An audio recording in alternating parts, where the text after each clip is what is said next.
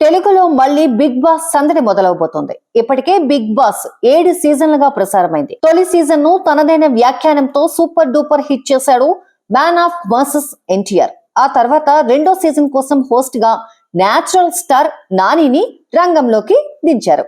ఇక Telugu big boss 3వ season నుంచి కింగ్ నాగార్జున హోస్ట్ గా వ్యవహరిస్తున్నారు. ఇప్పటి వరకు 4-5 సీజన్లకు వ్యాఖ్యాతగా వ్యవహరించారు. అయితే ఇప్పుడు 8వ సీజన్ కోసం హోస్ట్ విషయంలో మేజర్ చేంజెస్ చేయాలనే ఆలోచనలో ఉన్నారట బిగ్ బాస్ నిర్వాహకులు. అది కూడా బిగ్ బాస్ 7 కంటెస్టెంట్ గా పాల్గొన్న శివాజీని హోస్ట్ గా చేయాలనేది వారి ఆలోచనగా తెలుస్తోంది. ప్రతి సంవత్సరం జూలై లేదా సెప్టెంబర్ నుంచి బిగ్ బాస్ కొత్త సీజన్ మొదలవుతూ వస్తోంది. ఈ ఏడాది కూడా జూలై చివరిలో కానీ సెప్టెంబర్ మొదటి వారంలో కానీ బిగ్ బాస్ ని షురూ చేయడానికి సన్నాహాలు జరుగుతున్నాయట. ఇక బిగ్ బాస్ 7 లో కంటెస్టెంట్ గా ఎంటర్ అయి 105 రోజుల పాటు హౌస్ లో ఉండి టాప్ 3 లో ఒకటిగా నిలిచారు శివాజీ. బుల్లితెరతో పాటు చిత్ర పరిశ్రమలో సుదీర్ఘ అనుభవం ఉన్న శివాజీ మంచి మాటకారి. పైగా ఇతరుల తప్పులను ఎంచడంలో నేర్పరి.